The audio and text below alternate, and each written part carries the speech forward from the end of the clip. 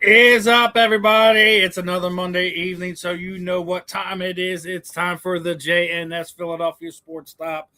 As always, I'm your host, as always, Steven Rychel, and the man to the right of me is Mr. Justin Fiorillio. Justin, appreciate the time, brother. We got a lot of stuff to dissect, break down, and kind of get right into this thing. But first, obviously, it's Groundhog Day. Yesterday, and Punxsutawney Phil's seen his shadow 6 more weeks. But not only that, Jerry Jones saw his shadow today, so that's 6 more seasons without playoff for the Dallas Cowboys. I had to throw that in there. Steve, you're being way too generous. Six more seasons. How about we go like 60? How's that sound? Or the Cowboys do anything? I don't know if it's going to be 60 seasons, 6 seasons, 6 generations. As long as Jerry Jones is there, they're not going to do anything of significance. Forget seeing his damn shadow. Jerry Jones just wants to see the Cowboys make a conference championship appearance. I mean, shit. Yeah, man, and it is rough for Dallas fans. We like to poke fun at them. We like to hit them with a little nonsense from time to time. But I mean, it's all in good fun for the most part. So we just kind of enjoy.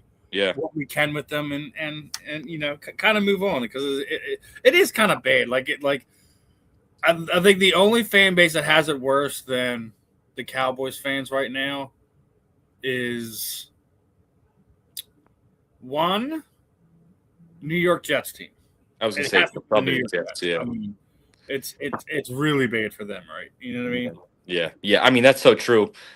But they have I'm going to give you one. How about the Bills? Because at least the Jets have a Super Bowl. I mean, the Bills don't have one. So, I mean, all the heartbreak. I know they win and they get to these conference championships every once in a while, but, man, they just can't close. They can't, just finish the job. So it's like. Yeah, it's.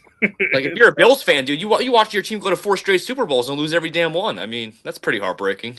And they had a great core. When we're talking about that, they had one of the better, triplets. I mean, you had Jim Kelly, you had Thurman Thomas, you had Andre Reed, you had James Lofton. They had a nice little setup, and they had one of the best defensive fronts that we've seen in quite some time. So it's yeah, dude, they were like one of the greatest teams, maybe top 2, 3 top team of the 90s. They just didn't win the Super Bowl. They're a loaded team, man. Those Bills teams were epic. But yeah, man. Hey.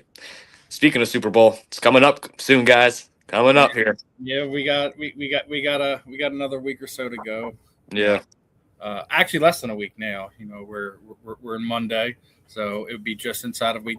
This time next week, we will see who will be the new reigning Super Bowl champions. Right. This is our last week, guys. Enjoy it. Enjoy it while you can. Yeah, it's us Eagles fan. It is our last week as as being the defending world champions, and all good things must come to an end from time to time, and that's what it is sometimes, So yeah.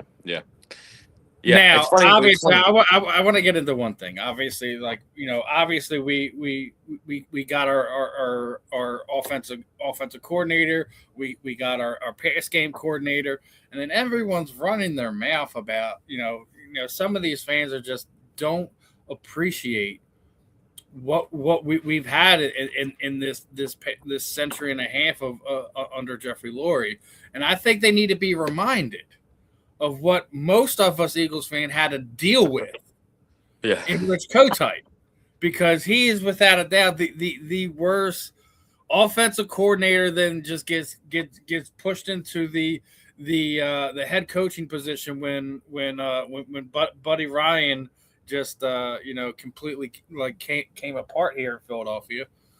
So as much as you guys want to criticize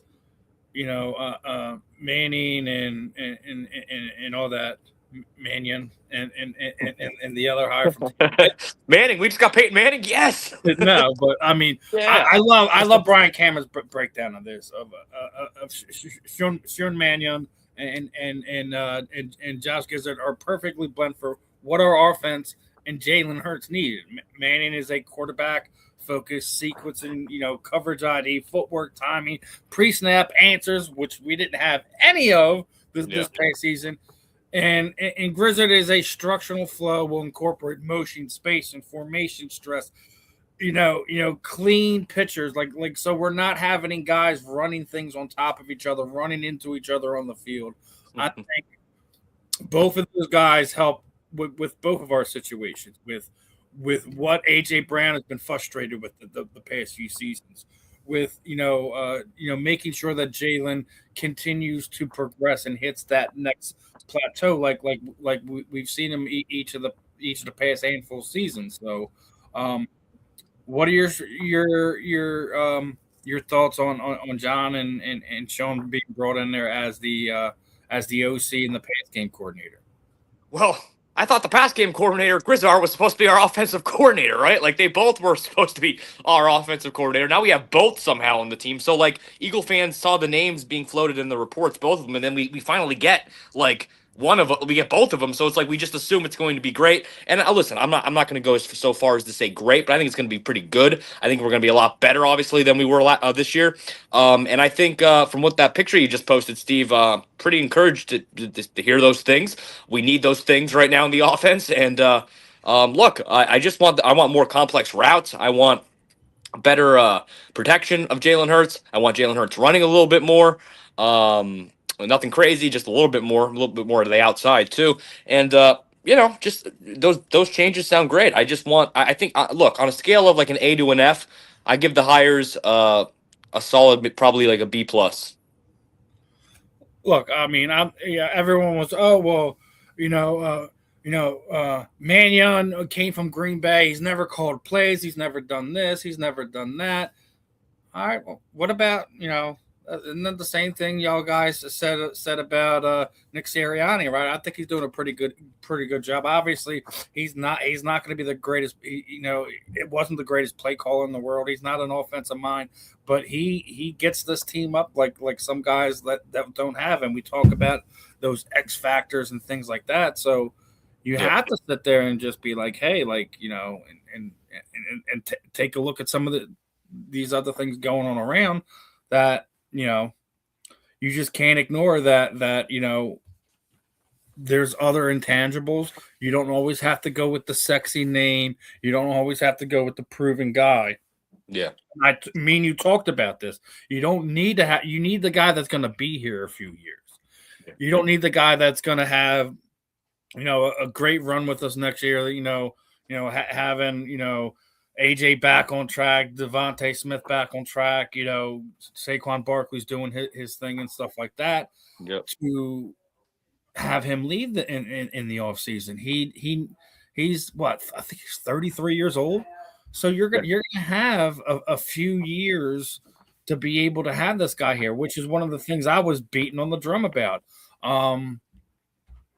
Nick Foles actually was in St. Louis when Sean was drafted, and he just was glowing about how amazing this guy was, just being a rookie quarterback and how him in the quarterback room, how he felt like, it's just like he had another coach behind him getting ready to try to take his job, right? Yeah, right. And Steve, I got to say something. I know Mannion never called plays like officially, but one thing I do like about Mannion that I don't believe Patullo ever did was play football at the NFL level, correct? So it's like, I think that's important. That's very important to put it to note that he's been out there in the trenches literally and played football. So, I know he's a backup. He's not, he wasn't a starter, didn't get a whole lot of playing time, but a lot of time those are guys that wind up being the best coaches. Right. That's why I was saying Nick Foles. I know we laugh at it and stuff, but hey, I think it's gonna within the next 5 years, Nick Foles will be coaching somewhere. I thought he was coaching like his high school team, like his kids. Yeah, but that's what I'm saying. Like at a like either collegiate level or in the NFL at some point in time in the next 5 years, I guarantee it. Just by how the way he talks about things, I think he's waiting for some of his kids to kind of get old enough where he doesn't feel as bad like not being there as a father. Yeah, that's probably when we'll see him kind of take those steps to do that. Yeah, but now obviously. What we were talking about with Jalen Hurts, he needs the stability. He needs this, and we're breaking it down, and this is just his pro level. we already know what it is. The past 11 seasons, he's had 11 different offensive coordinators. Yep. I think this is a very, very, very important hire for him. I think that when they all kind of I think what they need to be doing right now is, as soon as Jalen comes back from the Pro Bowl and everything like that, have him, AJ, Sean, John, Nick sit down and come and find what's going to work, what's going to make everyone happy, and what's going to get them back to the Super Bowl. I think they will do that, and I think that the Eagles fans will be happy with this. I know some of them are just like, you see some of these fans, they were like, oh, well, there goes all my Jim Bob Cooter jokes. Oh, yeah. Hey. I'm perfectly fine with having Mannion and Grizzard there. I mean, you can make some Grizzard jokes. I think you can. Give me damn it, I don't want to take up too much time on the show, but give me some time. I'll come up with some damn Grizzard jokes. I'll think of something. We'll get there. We'll get there, right? And look, I think it's fun. I think it's going to be an interesting offseason. We're going to see what direction they take. How do they retool and get ready for another potential January, February run? Yeah. Like we've seen each of the last every other years. Go to the Super Bowl in 22. 23 was a rough year. Following season you win the Super Bowl. 25 it's another first round exit. I mean, if we get another Super Bowl berth out of it in the following year, I mean, I don't know which Eagles fan would be upset making a Super Bowl run every other year. Yeah. Well, if we freaking win the Super Bowl this coming season and then just take off the next season because we already know we're going to get bounced in the first round, for pretty much, right? I mean, no, man, we need to break that tradition. I don't even care if it's divisional round, championship round, whatever. Just you can't be getting outed in the first round. That just cannot happen. Not for the caliber team you have, not for the amount of money that they have into this team. Yeah. I think the real interesting thing is what do you do with the offensive line? Because we talked about it a few weeks ago with Jeff Stoutland, and he is no longer going to be the run game coordinator next season. I don't know if that's a Sean Mannion thing. I don't know if that's a Nick Sirianni call, whatever. I think that we do need to keep him concentrated on getting that offensive line back to the way it was playing the year before. I don't know if it was a distraction. Maybe I'm just reading too much into it, but we'll see what happened. I think the biggest surprise of the last week was hearing that the front office had to talk Vic Fangio out of retirement, because that's what was the surprising news that Adam Schefter was talking about. I still believe that we're going to hear some type of announcement, either renovation or a new stadium for the Eagles by 2032. That I think that announcement is coming this offseason, considering that questionnaire went out to season ticket holders about this time last year. So that's all the season ticket holders voted no. Then they sent back. I think a lot of them would rather the renovation, but I think they've been, from what I've heard from some of the other media members and people that are close to the situation, saying that Eagles have been involved in acquiring property around Lincoln Financial Field. I wouldn't be surprised if they work out some deal where they leave Lincoln Financial Field for the Temple Owls, that be their official home. Rename it the Owls Den, whatever you're going to do. And they want to build another state-of-the-art stadium. And basically, Jeffrey Lurie has them run out Lincoln Financial Field, and he does whatever he wants to or whatever he has to with that. I would love to see another state-of-the-art stadium. You got to think about it. Most stadiums are there for 20, 30 years before either they go to a new home, they move, etc. If he is able to keep them down there in South Philly in that general area and be able to kind of build another stadium, man, that might be like next level awesome. And you also, at some point in time over the next 6 years, or so, you'll get a new home for the Birds. I mean, it's going to be hard for a lot of us who, we've seen a lot of great memories in Lincoln Financial Field. Yeah. Yeah. You know, a lot of people felt the same way when the vet was getting torn down. The vet was a toilet bowl, man. Let's be honest. Quite literally sometimes. Yeah, so like I mean, I was talking to I mean? Tommy Green. He was talking about seeing some animals run by him. He wasn't sure if it was a dog or a large rat or whatever. So, I mean, everyone has a horror story about Lincoln Financial Field, about Veteran Stadium. I think both, to be honest. But go ahead. I mean, we have horror stories with Lincoln Financial Field with some of those early losses. That my last time I was there, Steve, we saw my team got bounced from the fucking. Excuse me, playoffs.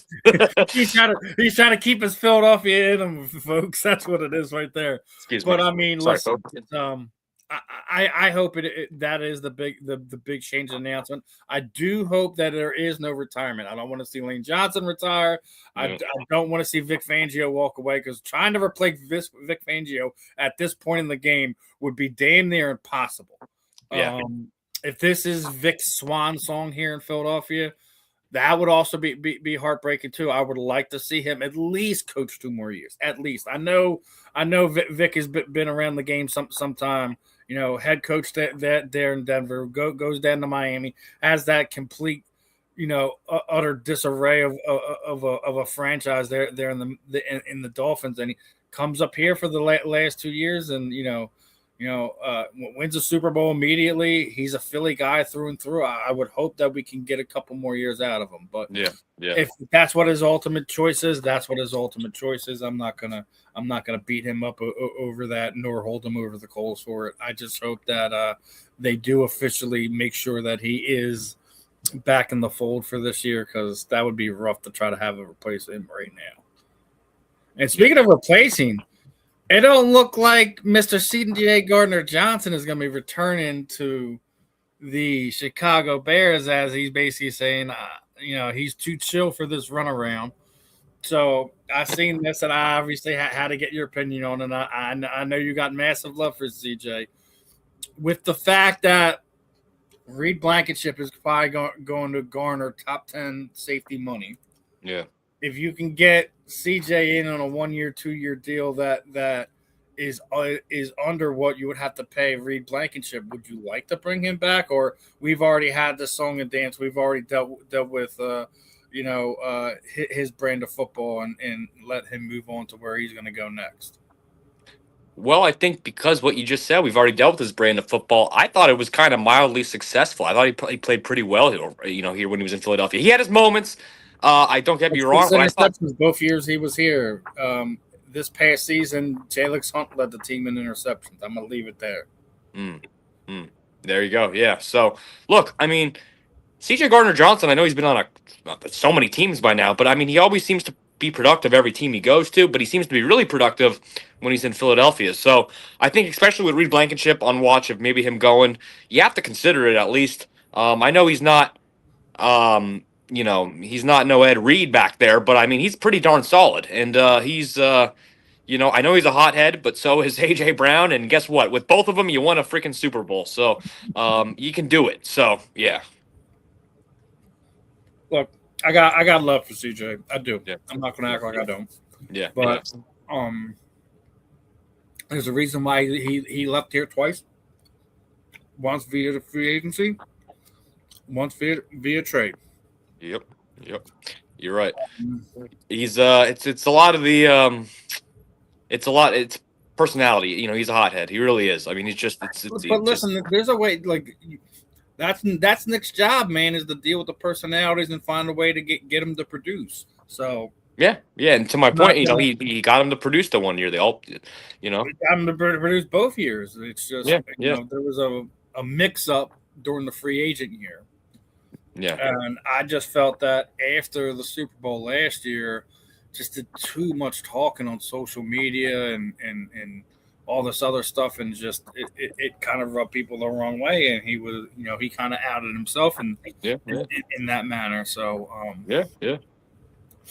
Now, one of the next things I want to discuss, obviously, is the Hall of Fame nonsense, and T.O. is not happy with basically the Hall of Fame had a press release basically after the Bill Polian situation came out. It looked like that he had colluded with other voters to, you know, hold Bill accountable for Spygate, Deflategate, whatever. Yeah. And T.O. just was not happy with these. Like, well, where was this when I was kept out of the Hall of Fame for 3 years? Mm. Like, Yeah. NFL, the NFL Hall of Fame was basically sitting there saying that if they find any validity to this type of thing, that they will remove members and get new voters in there. Yeah. Let's be honest. What we've seen over the pace, week plus with what's going on in the Hall of Fame is just Let me propose. Yeah. More proof of what I've been saying. Like, you need to change some things up when it comes to the Hall of Fame. I don't care if we're talking about the NFL, Major League Baseball, and any of these sports. You cannot allow these people who have agendas and vendettas and etc. to have this much control over it. I think that you need to reevaluate this. I do think a lot of people were clamoring for was basically putting out there who voted for who. I think that should be a no-brainer regardless. Yeah. Everyone needs to be held accountable for the decisions, in all aspects of life. So, I agree with T.O. that I think he has he's not just like, putting his violin out there trying to trample on it. He's got a real case there because they did. Because of the way T.O. went about his business, that they kept him out of the Hall of Fame.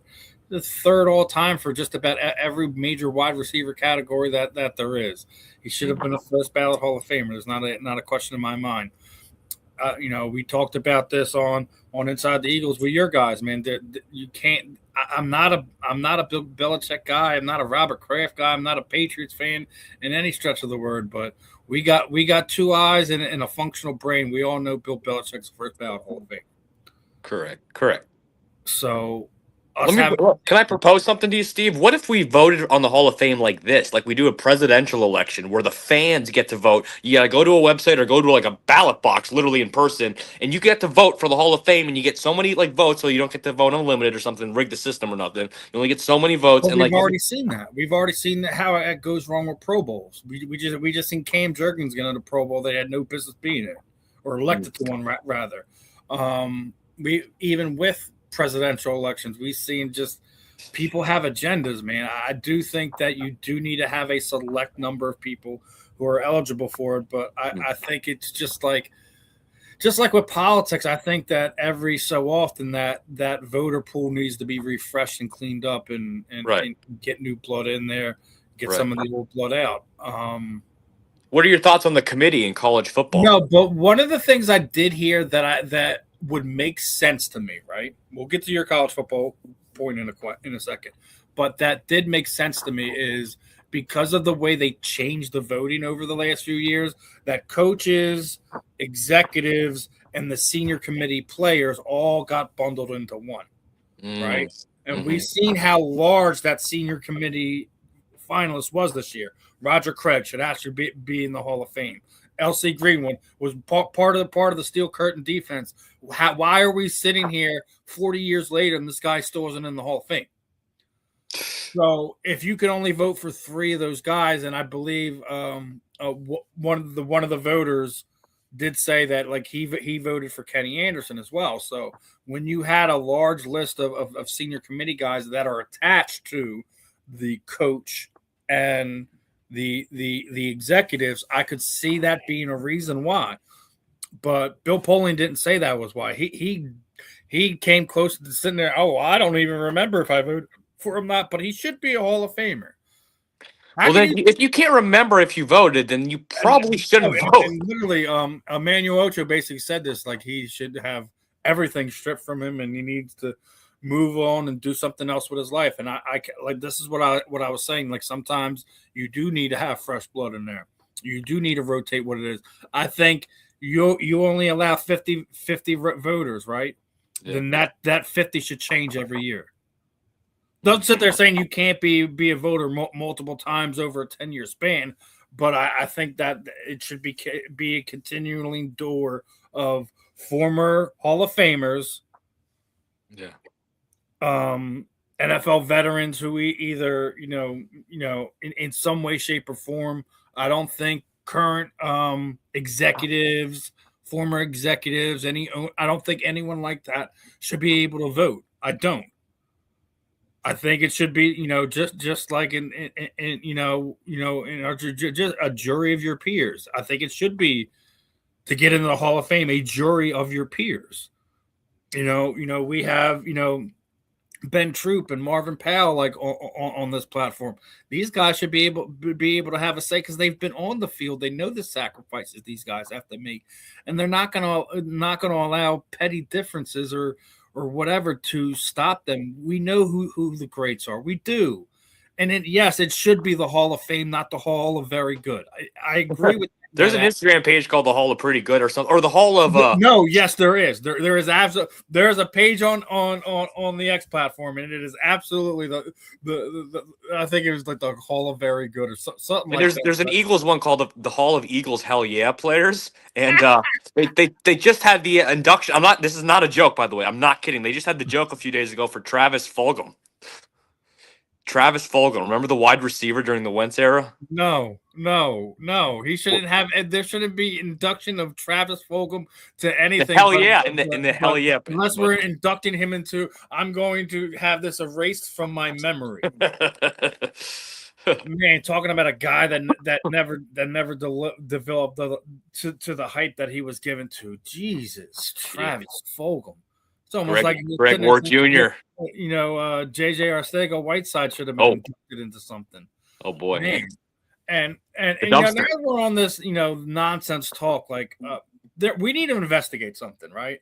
Someone needs to launch an investigation on how the Philadelphia Eagles had managed to hurt Chase Daniels so bad in 1 year that he continually just finds any way to bury any member, any part of this franchise in any way, shape, or form. Jeez, what's the beef, man? What's the beef? Who hurt you, bro? Let us know. Give us some thinking that we can wrap some reasoning around the nonsense and just BS that spews out of your mouth anytime this organization is mentioned. Chase, I need to know, brother. I need to know for my personal sanity because I'm sick of bringing your name up. Nobody quarterback in this world. Now, I listen. You said 2016, so Chip Kelly got fired. I think 2015, so he didn't have Chip Kelly to blame, right? He wasn't here with the Chip Kelly era, right? He was here. Yeah, he was one of the backups in I think Peterson's first year. First run. It was Doug Peterson's first year, if I remember correctly. Well, yeah, I'm trying to think of that team, that era. Who would have? What happened? Yeah, I have no idea. I don't even know what to comment about it. But we need to figure out what's going on with Chase, man. Somebody needs to. He's salty, man. He's pissed for something. I mean, I know you a giant, through and through at heart, Chase. Let's be honest. Yeah. You a giant, you a chief. I get it. It. You know what's funny? As fans, we always just assume the Eagles, for the Eagles, for example, we're all just one big brotherhood, right? But then you think about it, those 11 guys on each offense or defense, they individually are diehard fans of probably teams that aren't the Eagles. It's kind of funny how they all kind of grow up like that, but then they have to play for the Eagles. So it's funny. It's random, but yeah. Yeah, it is. Same thing with the referees too, which is kind of scary. They're diehard fans, they just won't say it or promote it, but they are. Yeah. It's one of these things where you just have to look at it, nod your head, and just be like, well, all right. But as we're getting into the first half hour here, I didn't get the reading immediately, so let me get it in now. And this episode of the JNS Philly Sports Stop is brought to you by Fight Wax. Fight Wax is a skincare product, for athletes and the daily users that help treat cuts, swelling, scrapes, abrasion, rejuvenates and restores stressed skin. Customers has used for soreness, stiffness, and recovery. Designed for athletes and people an active lifestyle, provides an ultra silky, non-greasy feel, deep hydration for everyday skincare, helps fight dry skin. Customers have used for eczema, psoriasis, and other skin health disorders. They are also coming out with a fight soap for in the shower, and also have a specific thing for your pet. So if you got one of those pit bulls and you know exactly what I'm talking about, they get red, they get irritated. This would be great for one of your animals as well. So guys, make sure you're checking them out, showing them some love. And as we get into this next segment, we got to talk about it. We're within a few days of the trade deadline, and Joel Embiid was asked about this. He's thinking about how this team can improve, right? He was asked about it. What did he thinks about it? And he's like, I just remember the last few years of us battling against the numbers to who we could or who we couldn't bring in, and that's not going to be the case this year, right? And on top of that is that we're already hearing rumors of stuff me and you were talking about a month, 2 months ago when we first started kicking this thing off, is that Giannis has Philadelphia as one of his destinations on places he wants to go, right? And WIP stupidly is sitting there saying, well, VJ Nkobe should be in some of those trade talks. Absolutely not. I agree with the Sixers front office, that Joel, Tyrese Maxey and VJ are part of the untouchable list. I agree with that. I absolutely agree with that. I think I've already said it, and this is obviously before PG-13 had his issues this week, and we'll get to that in a second. But I thought Paul George, couple picks, maybe throw in a Kelly Oubre, maybe throw in a Drummond. Another one of your bench guys, Grimes, whatever. I'll throw away everybody to get Giannis and Embiid. No, man, you need to keep some of that bench intact. You get Giannis. Jared McCain should also maybe involved in one of those talks, because if you bring in a Giannis, what role does a Jared McCain at? He's never going to crack that starting lineup. He's going to be a bench player, and that's not what you want to see for somebody you drafted number 1 overall. So I think. PG-13, Jared McCain, a couple picks, whether it be Kelly Oubre or Robert Drummond. I think it does get it done to get him in here, especially because they've won the championship and they have all the drama out there in Milwaukee, and they want to just kind of move on and probably just start without him. I think because it's mutual. They both don't they're booing him when he plays in Milwaukee now. Giannis is getting pissed at the crowd. I mean, it seems like it's a divorce waiting to happen. The reason why I don't put VJ or any of the other major stars into that is because Giannis still has injury problems too, man. We know how rough it is, and I'm not gonna sacrifice everything just to bring him here. The right package that makes sense, whether you do, you give them 2 or 3 picks, you do a pick swap for one of the years or something like that. Make it make sense for everybody, and Giannis wants to be here because he trains with Maxey during the offseason. So let me ask you a question, Steve. Would you do Giannis for Embiid straight up 1-for-1? You asked me at the beginning of the season, I wouldn't even thought about it. But whoever it was that fixed Joel Embiid's knee, foot, leg, whatever. We need to give him a seat in the skyboxes and because what we've seen over the past few months with Joel Embiid, we're starting to see him round back into the best center in basketball. So if you're asking me right now, no, I wouldn't do it. And I've been, where I was a few months ago. I was being very, very, very hard on Joel Embiid for legitimate reasons. But looking how he's bounced back this year from the surgery, from the injuries, I'm just like with the rest of you. Every time he hits the floor, I'm holding my breath, gasping, oh God, please no, please no. Okay, he's bouncing back up. All right, there you go, Joe. There you go, JoJo. Yeah. But, that's how I felt every time Carson Wentz got sacked. But Joel Embiid is he's a part of this city, whether you like him, loathe him, hate him, indifferent about him. He's a part of the fabric of this team. He we were talking about it a few weeks ago. Like, he basically said if there is any deals to be made, and that if he has to restructure his contract, give away money, what he wants to retire a Philadelphia 76er. That means something, dude. Yeah. That tells you how much he's invested, not just with this city, but the team. That the money really doesn't mean as much as it may have, when he initially signed the contract. So no, I wouldn't trade him straight up. I think the package I laid out for you probably gets done. Yeah. Well, hopefully, yeah. I mean, look, we just know something's coming because like they're in a window right now and they have to close on it. I mean, we're especially.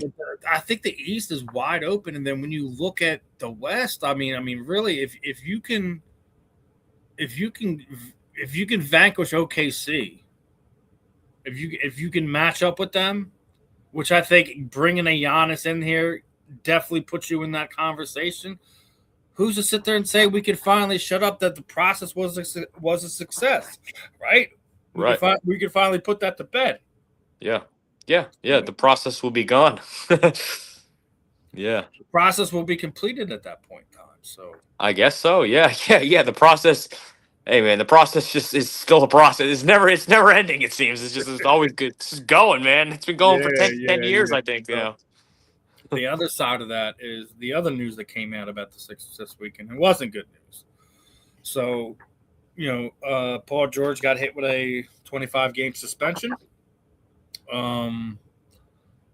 He made it his announcement after the suspension came out and basically, apologized to the fans, to the city, the team, about he was having some type of mental health disorder issues, and he took something that he probably shouldn't have took, and there were some banned substances there. It was not a PED. That we know for sure, just because of the number of games that he was suspended, right? Yeah. But if he really absolutely was taking something for mental health issues and the NBA suspended him for it, who does this look worse on? I mean, granted, Paul George made a mistake. Let's be honest with that, right? Yeah. We're humans. We do make mistakes. We forget things. Sometimes when we're in one of those situations, you're not going to go, regardless of what type of job you have, you're not going to go and check and see what's on the banned substance list and see if you could take this or not. You just want to get the relief right then and there and get you in a better headspace. Yep. So I'm not going to beat up PG-13 too much for this, but I really do want to question the NBA. If you know what this is for, and if it really is something that is supposed to be used for his mental health, like, what are you doing, dude? Are you trying to put him right back in that place again? Yeah, I mean, I'm not sure what really went on here, because it does to Charles Barkley's quote. If you look, he says it. It sounds fishy.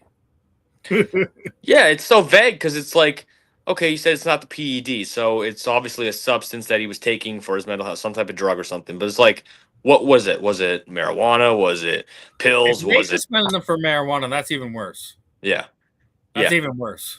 Because I think that's probably leaning towards what the suspension likely was, because it sounds like it's one of the substances that when they do the test and drug test and all that, you can't have it in your system. But then it also sounds like Paul George was saying he was using it for those reasons, to help him. So it's like, it sounds like that's probably what it was. That's my guess, actually. If I had to pick one, maybe. I know you might think, I think you mentioned earlier, possibly like the pills, but nobody knows. And that's the whole point of it is we don't know.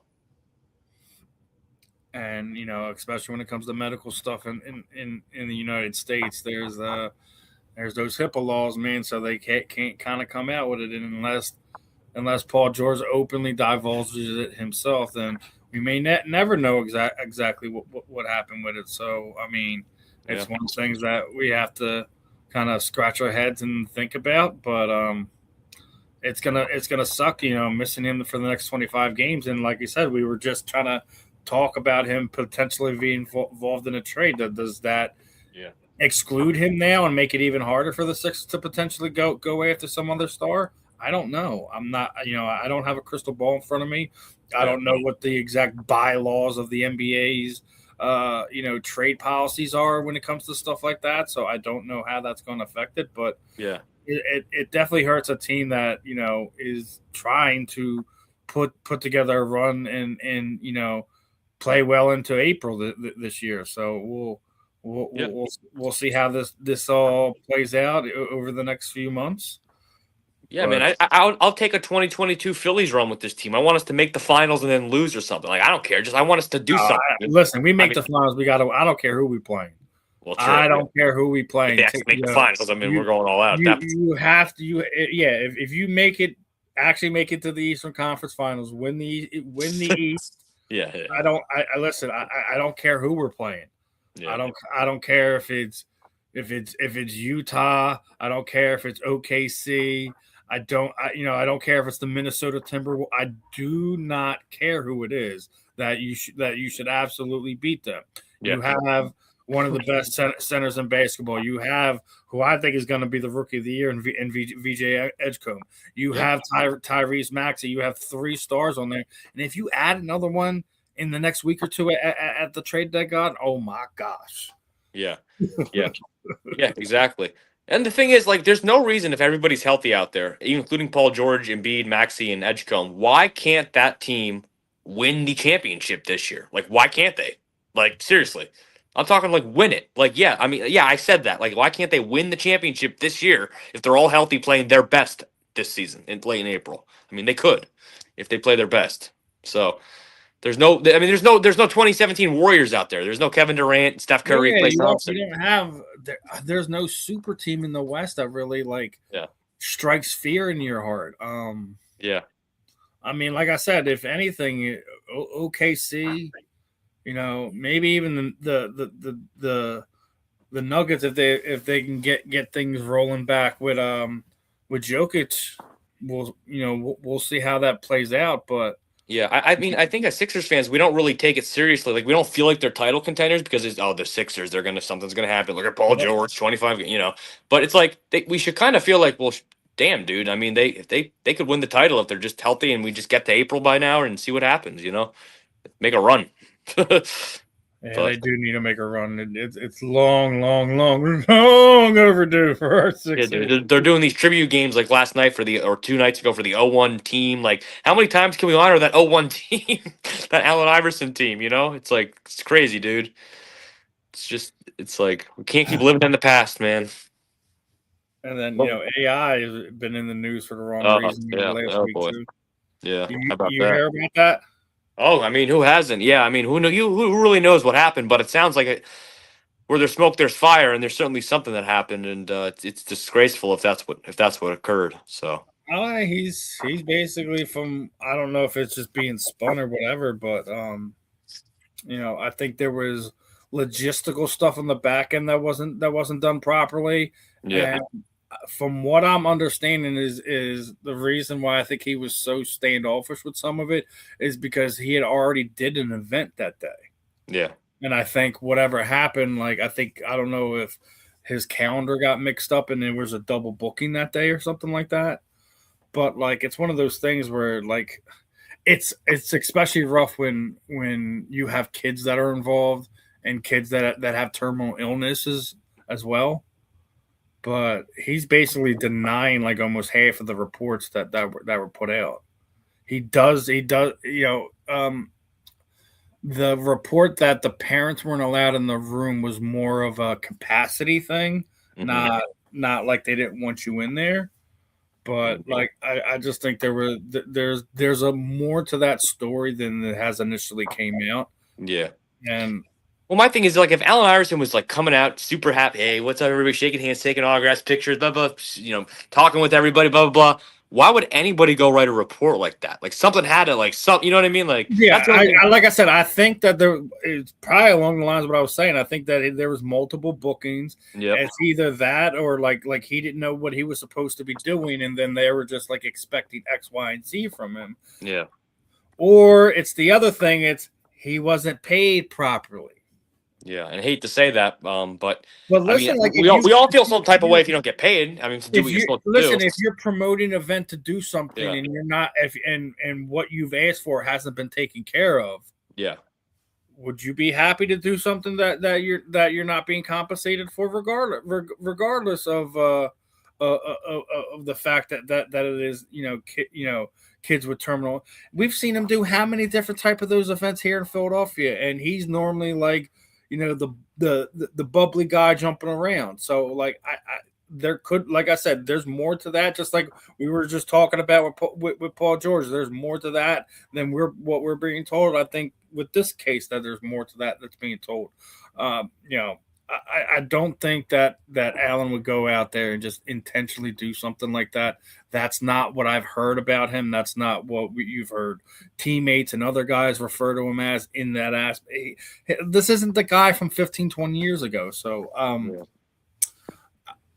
we'll see what comes of that. But it's it's definitely rough when obviously he's probably over the last several decades, he's arguably the most popular Sixer, in Philadelphia. So, I mean, you'd want to hope that it's not, but I always hold my venom till I know 100%. I mean, you did have a former NBA player basically said that he was there with his kids, and he didn't have anything nice to say about Allen. So you never know what it's going to be, but we'll find out over these next few weeks if it's legit.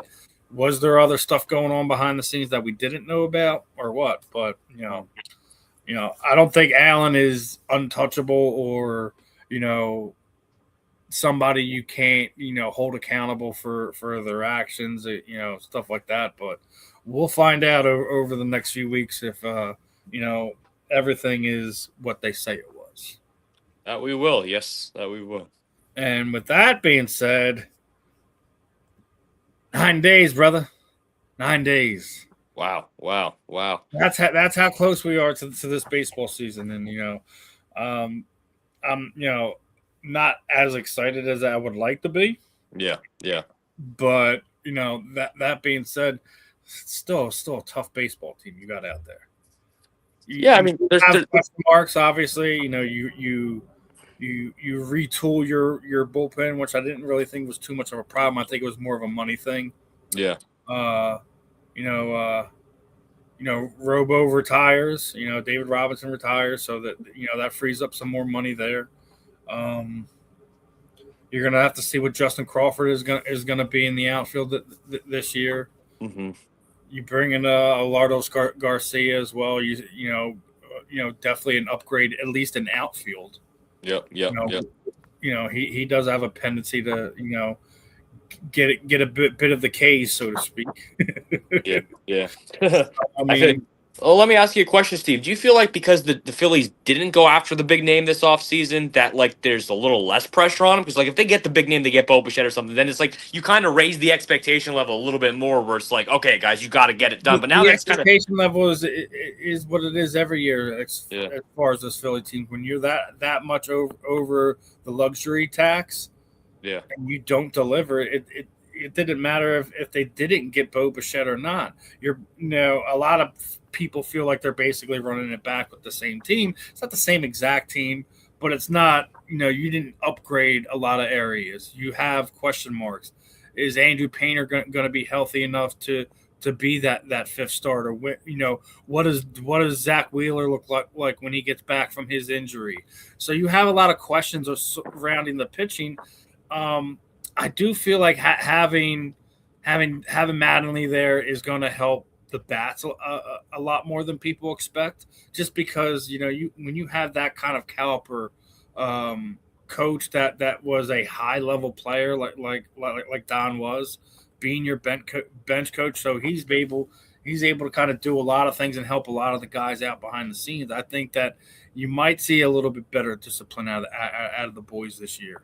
So you might have not get those bait strikes, that you might be playing a little bit old time baseball, playing small ball at times, where you don't have to sit there and live and die off of the bombs. Yeah, that's basically what it is. We've basically lived and died off of the long ball the last few years, and I think it's a formula that's led us to disaster. If you're really asking me, but we're gonna see what it is. Obviously, I do think that the expectation is basically that it's going to be the same output right now. You're going to get this. You're going to get the because everyone feels like they're just running back with the same team. So we're going to be a first round exit again. Is kind of where the fans' expectation is.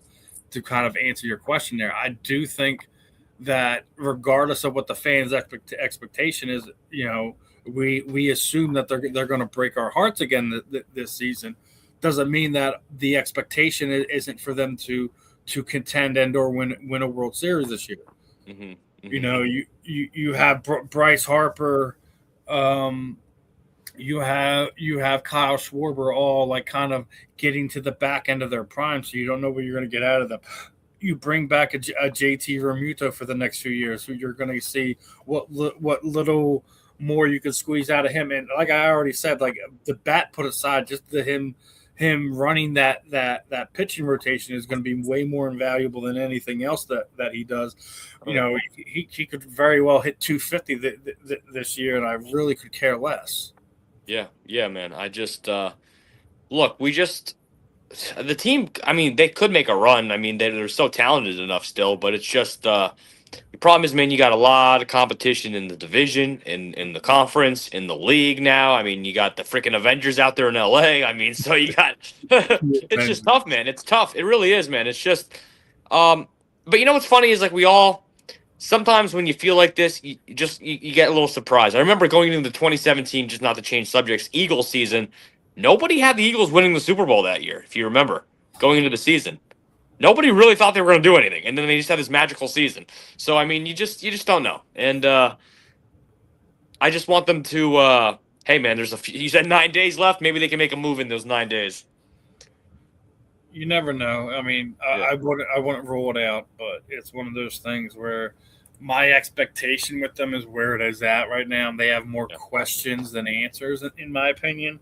Yeah, and they just have to go out there and prove it, and that doesn't mean they're not capable or they won't do it. It's just I've seen what this team's done over the last handful of years, so I've kind of tempered my expectations on what I expect out of them, regardless of how I've tempered myself to not be hurt by this team, so to speak. But it's also I still you have enough money that you put out there, you have enough.